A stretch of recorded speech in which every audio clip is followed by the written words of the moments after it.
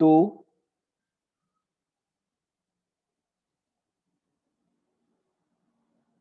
share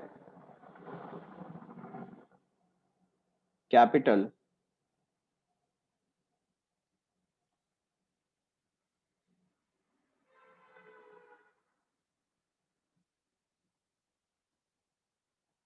account to share premium. Instead of share premium, you can write security premium as well.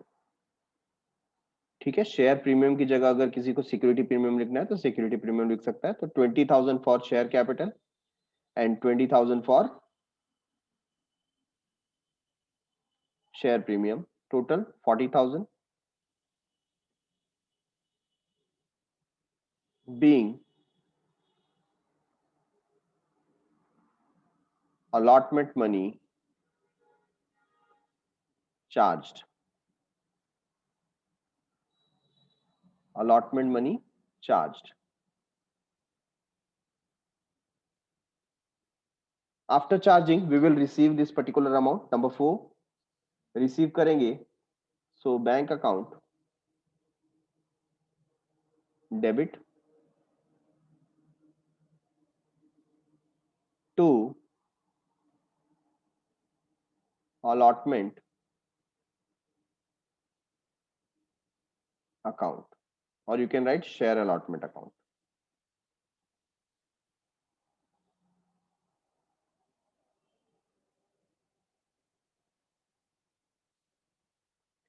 So total amount will be 40,000, 40,000.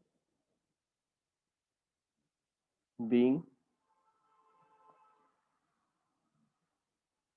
allotment money received. Allotment money received. So these two we have already completed with. Now fifth one, in a similar way, we will ask for first and final call. So we will write share first and final call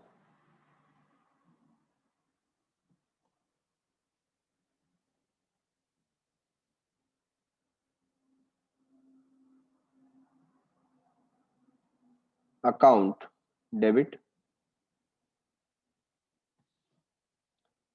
Amount is 40,000 to share capital account.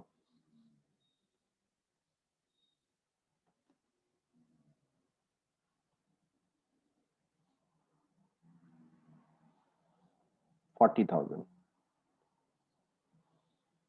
Charge किया. being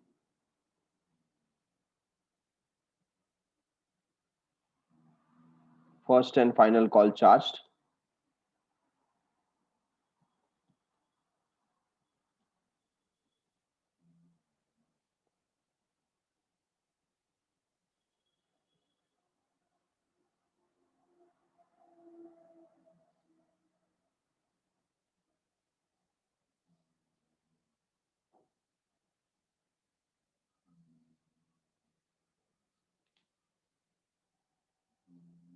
Last sixth one, received. being bank account debit 40,000 to share first and final call account 40,000.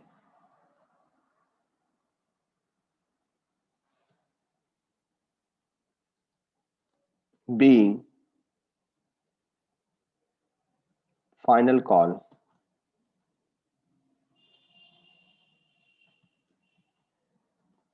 money received.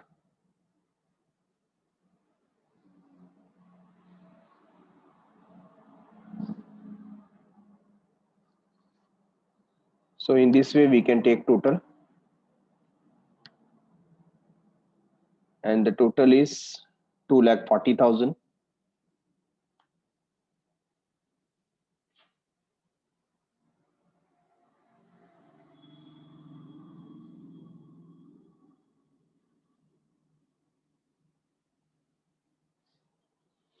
So we have completed with journal entries now, and next part is making a balance sheet. Now we have to prepare what? Balance sheet. So we have completed with journal entry. Now question is also asking balance sheet. Balance sheet हम यहाँ पर prepare करते हैं. Already format is ready with me. So balance sheet में आपको mention क्या करना है? यहाँ पर सबसे पहले आप share capital mention करेंगे. So liability side you will write share capital. Share capital. ठीक है? तो ये जो शेयर कैपिटल है वो क्या कंसिस्ट करता है? Total how many number of shares were there? हमने यहाँ पर देखिए लिखा है 10,000 शेयर. ठीक है, so you will write 10,000 equity share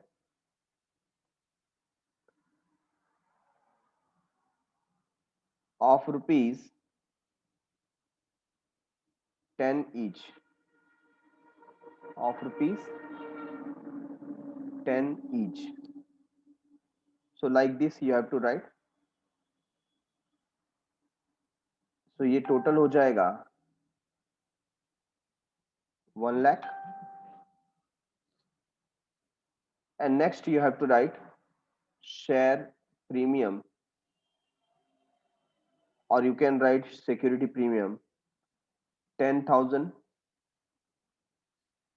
equity share into 2 rupees each, and that comes to 20,000. और ये पूरा अमाउंट हमें मिल चुका है. So we will write over here bank account 1,20,000.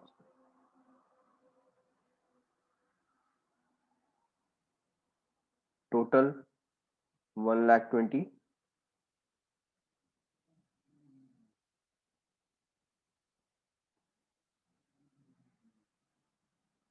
Both the side. So इस तरीके से ये छोटा सा बैलेंस शीट टैली हुआ. वो इसमें सिर्फ ये जानना चाहते थे कि आप शेयर प्रीमियम अकाउंट को सेपरेटली शो करते हैं या नहीं. ठीक है, तो ये ही यहां पर इंपॉर्टेंट था. So after completing this particular question, moving forward towards the new one.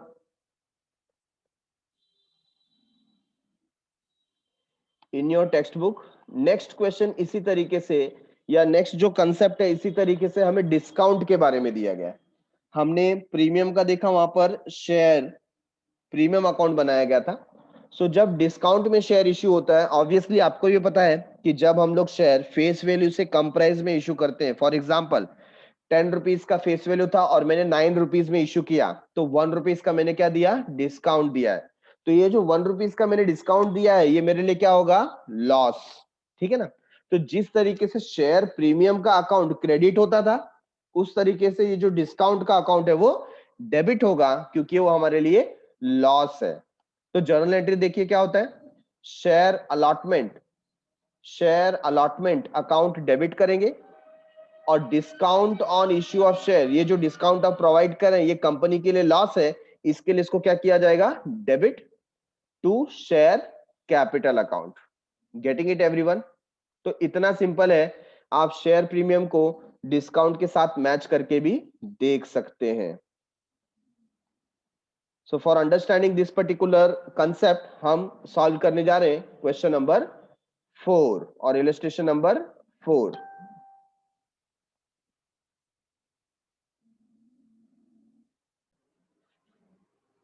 So let us solve this particular question. Question number 4 क्या लिखा हुआ है देखिए. Ashwini limited invited applications from the public for subscribing 10,000 equity share of rupees 15 each. तो जो 15 each है वो क्या है? Face value at a discount of rupees 1 per share payable. ठीक है ना। तो यहाँ पर 15 रुपीज का शेयर 14 रुपीज में हम दे रहे हैं, that means 1 rupees discount. 5 rupees application money आएगा और फिर 9 rupees allotment money. All the shares were applied and allotted, सारे शेयर का अप्लीकेशन हो गया है, अलॉटमेंट भी हो गया। Money due on the allotment was received, सारे पैसे हमें मिल भी गए। Getting it.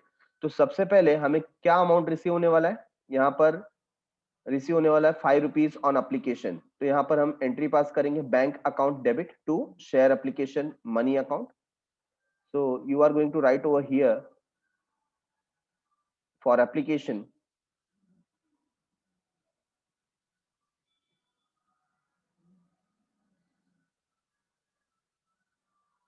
10,000 equity share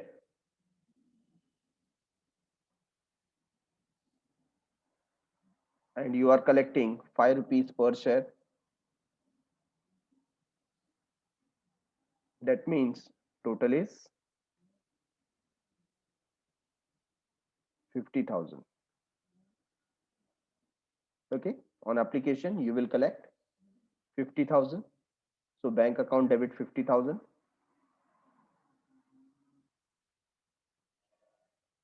to share application money account 50,000 और फिर ये हम कन्वर्ट कर देंगे, ट्रांसफर कर देंगे कैपिटल अकाउंट में। Okay. Next on allotment, on allotment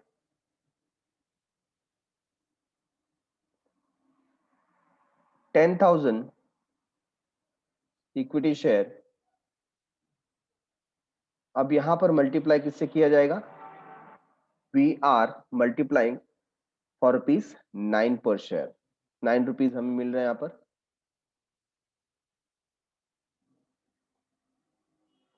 and that is 90,000। ठीक है। और जो नहीं मिल रहा है वो क्या है, डिस्काउंट। सो डिस्काउंट भी हम सेम वे में कैलकुलेट करेंगे।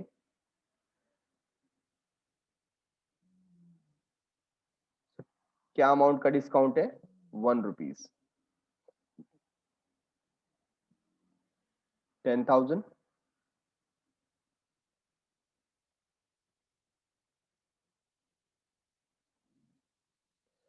सो यहां पर शेयर अलॉटमेंट अकाउंट, ये जो शेयर अलॉटमेंट अकाउंट है हमें यहां पर मेंशन करना है।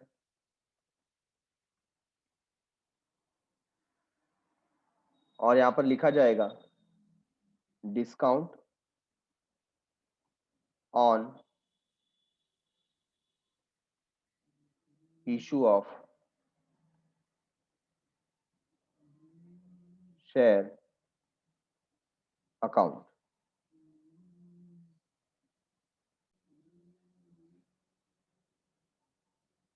ये हमारे लिए लॉस है, इसे भी क्या करेंगे, डेबिट टू शेयर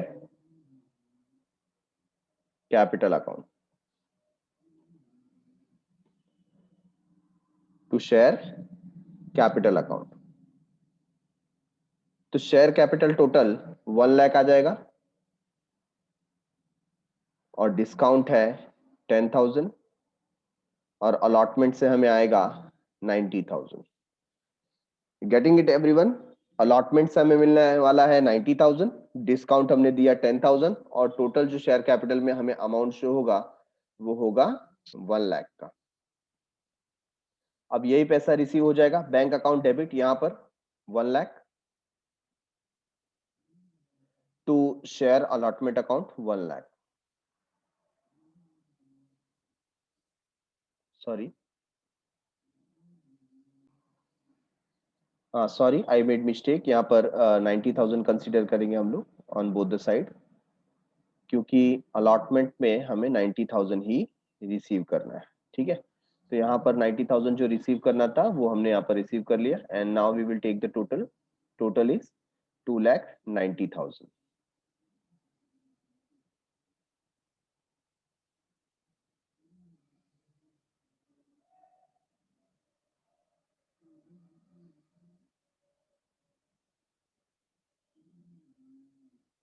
अब इसे बैलेंस शीट में हमें शो करना है। तो बैलेंस शीट में हम कैसे शो करें?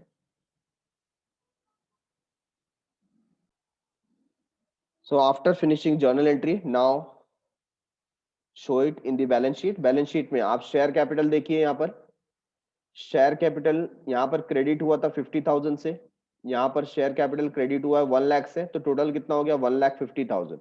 सो 10,000 equity share of ₹15 each, that is 1,50,000। और बैंक में कितने पैसे आइए, देखिए यहाँ पर 50,000 आ गया, ठीक है, और यहाँ पर 90,000 आ गया, तो बैंक में कितने पैसे आ गए, बैंक में आ गए 1,40,000। तो रिमेनिंग जो 10,000 है वो हमने क्या दिया है, discount. So that we will write discount on issue of share. Discount on issue of share account. ये जो अमाउंट है ये एवरी ईयर हम राइट ऑफ करेंगे, यहां से इसको डेफर्ड रेवेन्यू एक्सपेंडिचर काउंट किया जाता है, कहा जाता है। सो टोटल आ गया 1,50,000। So in this way we have completed this particular sum as well.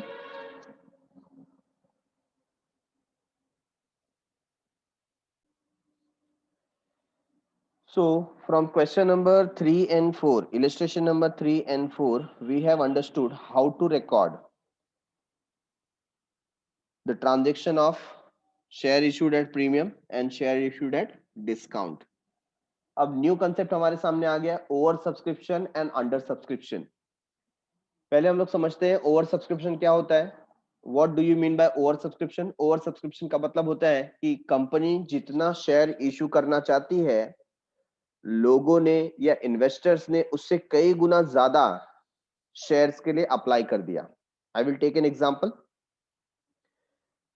I as a company wanted to issue 10,000 share, मैं 10,000 शेयर मार्केट में इशू करना चाहता था, बट जो एप्लीकेशंस मुझे मिले हैं इट इज फॉर 25,000 शेयर, मतलब 15,000 शेयर एक्स्ट्रा डिमांड कर रहे हैं। इतना ज्यादा ओवर सब्सक्राइब हो गया है, एंड ऑब्वियसली मैं तो यहाँ पर 10,000 शेयर इशू करूंगा, तो रिमेनिंग जो 15,000 एक्स्ट्रा डिमांड आया है, कहीं ना कहीं मुझे उसे ना बोलना पड़ेगा, ठीक है ना, तो उनको डिनाई करना पड़ेगा। सो कभी भी ओवर सब्सक्रिप्शन होता है तो हमें जो एक्स्ट्रा एप्लीकेशन अमाउंट आ जाता है उसे रिफंड करना होता है। क्या करना होता है? रिफंड करना होता है। So let us take an example.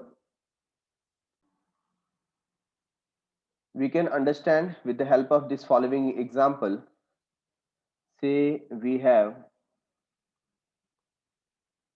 Aba Baba Limited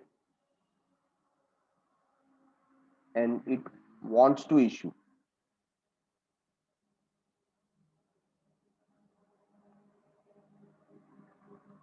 10,000 shares at ₹10 each, and on application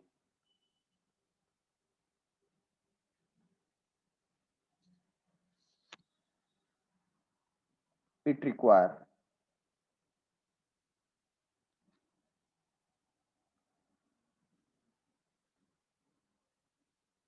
₹2 per share.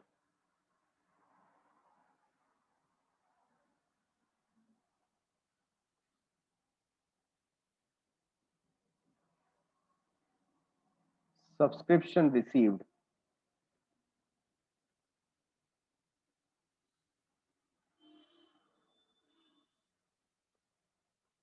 for 15,000 shares. ठीक है, तो आप यहां पर देख रहे हैं कि हमारी जो कंपनी है आबा बाबा लिमिटेड, इस कंपनी ने 10,000 शेयर के लिए इशू किया था, इशू था फॉर 10,000 शेयर्स, ओके। बट जो इन्वेस्टर है उन्होंने 15,000 शेयर के लिए अप्लाई किया, हाउ मेनी शेयर्स, 15,000 शेयर्स के लिए उन्होंने अप्लाई किया। अब प्रॉब्लम क्या है, एप्लीकेशन अमाउंट जो हम सोच रहे थे,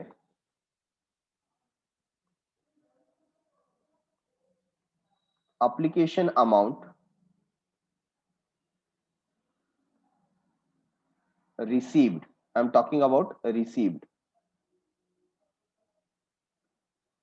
तो रिसीव कितना हुआ, 10,000 की जगह इंस्टेड ऑफ 10,000 15,000 शेयर्स के लिए एप्लीकेशन आया और हमें पर शेयर 2 रुपीज मिला। That means we received 30,000 rupees, right है। बट हम तो कितना दे सकते हैं, हम 10,000 शेयर्स ही दे सकते हैं, तो हमें एक्चुअली कितना मिलना चाहिए था, हमें मिलना चाहिए था 20,000 rupees. So how much extra amount we have? We have 10,000 rupees extra.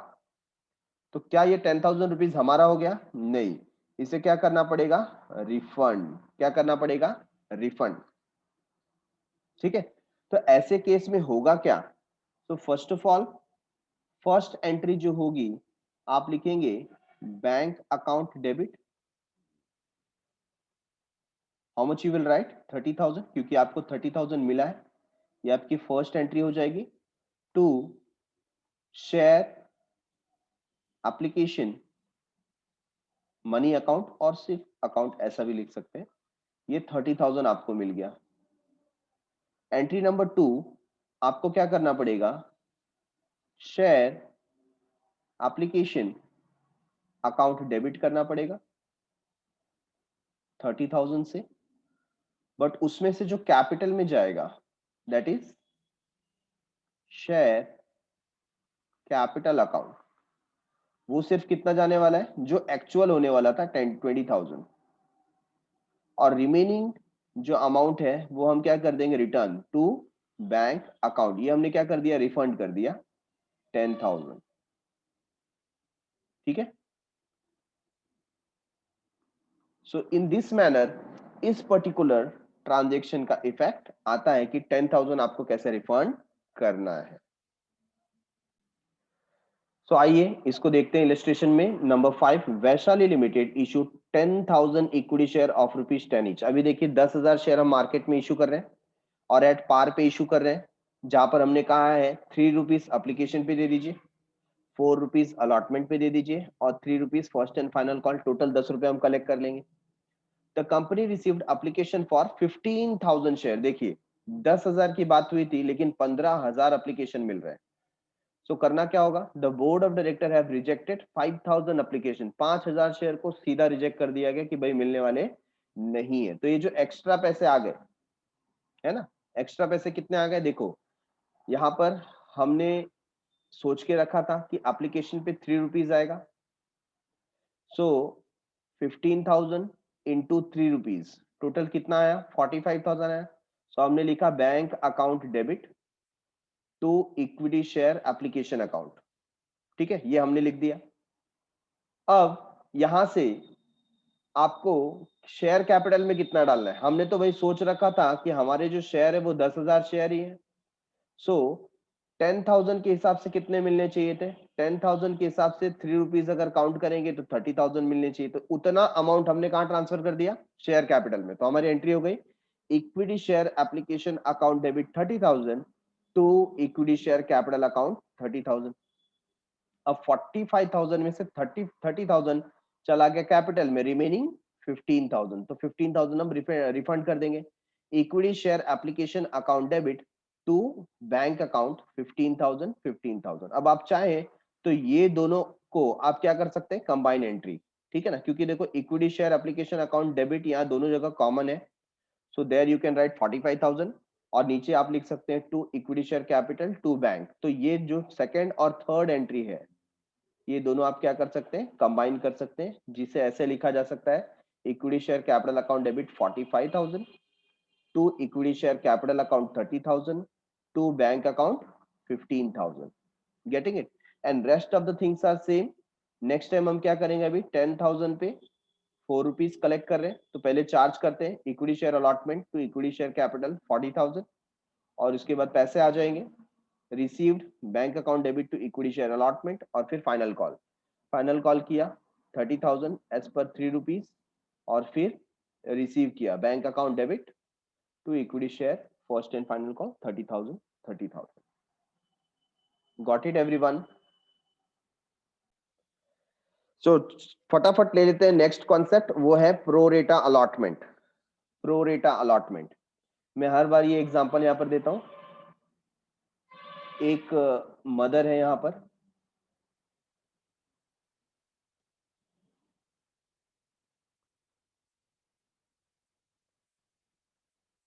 और इस माँ के 3 बच्चे हैं, 3 किड्स, और माँ के पास एक एप्पल है, ठीक है ना। अब ऐसे केस में माँ क्या करेगी? माँ क्या ये किसी एक बच्चे को दे देगी या इसे डिस्ट्रीब्यूट करेगी? तो यहाँ पर होगा क्या, ये जो पर्टिकुलर एप्पल है ये सब में डिस्ट्रीब्यूट होगा, मतलब किसी को नाराज नहीं कर रहे हैं, इसको कट किया जाएगा और दिया जाएगा। फर्क सिर्फ क्या है कि जिसको जितना चाहिए था उतना नहीं मिल रहा है, उससे कम मिल रहा है। सेम वे इसी को हम बोलते हैं प्रोरेटा मेथड। क्या बोलते हैं? Pro rata method. तो यहां पर देखा जाता है ओवर सब्सक्रिप्शन कितना हुआ है, ओवर सब्सक्रिप्शन कितना हुआ है, ठीक है ना। फॉर एग्जाम्पल हम इशू कर रहे थे 10,000 शेयर्स और हमें सब्सक्रिप्शन मिला 20,000 शेयर का। How many? 20,000। तो ऑलमोस्ट डबल हो गया। तो यहां पर अगर किसी ने 100 शेयर के लिए अप्लाई किया होगा ना, हम बोलेंगे भाई हम किसी को नाराज नहीं करते, एक काम करो 100 की जगह हम आपको 50 देंगे। तो ऐसे केस में क्या होगा, सबको शेयर मिलेगा, हाँ जितना उसने डिमांड किया था उससे 50% मिलेगा। तो ऐसे केस में क्या हो जाएगा, सबके सब सेटिस्फाई हो जाएंगे, हमको किसी को कैंसिल करने की जरूरत नहीं पड़ेगी, ठीक है ना।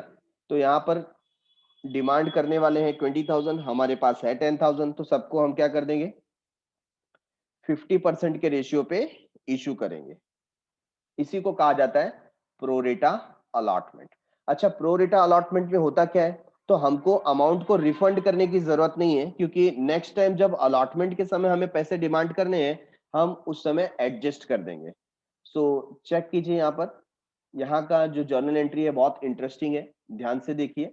सबसे पहले तो share application account debit to share allotment, ये आपको ऐसा लिखना है, या फिर आप लिख सकते हैं share application account debit to share capital account to share allotment. मतलब जो एक्स्ट्रा पैसा हम रिफंड कर देते थे, है ना, अगर ये प्रोरेटा नहीं होता तो हम यहाँ पर लिख देते थे बैंक अकाउंट। क्या लिख देते थे?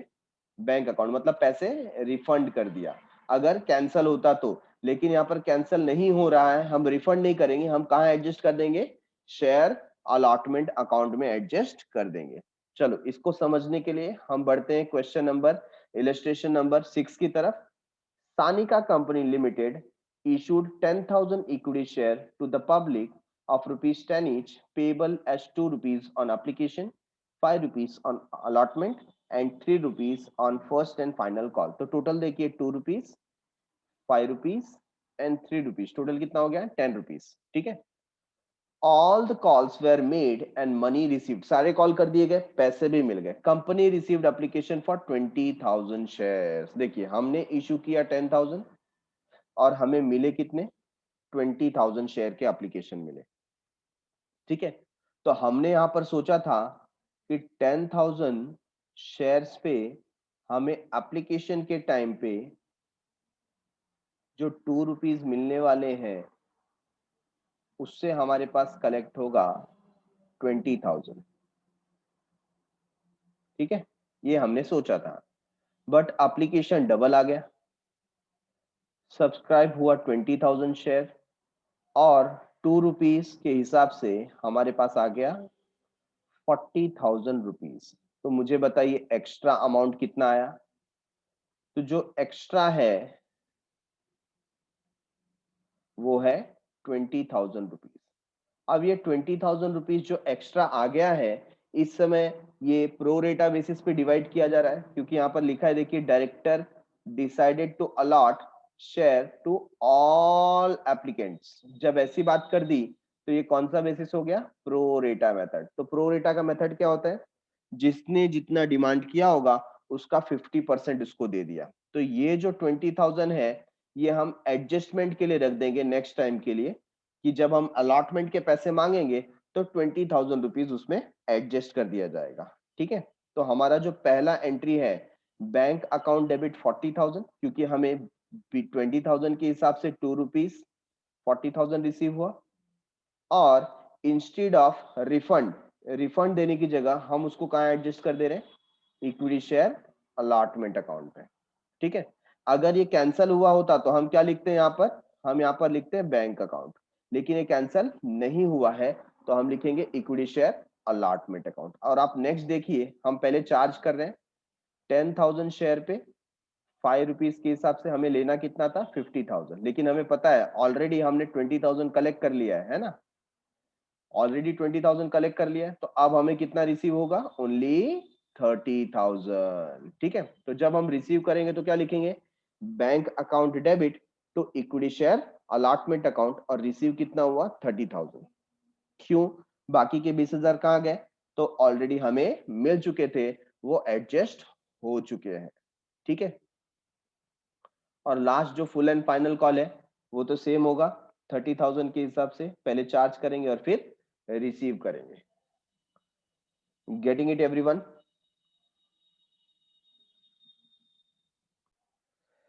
So done for the day, thanks a lot for watching. मिलते हैं अगले एपिसोड में नए क्वेश्चंस के साथ, तब तक के लिए बाय बाय, शुक्रिया, शबक है, सायोनारा।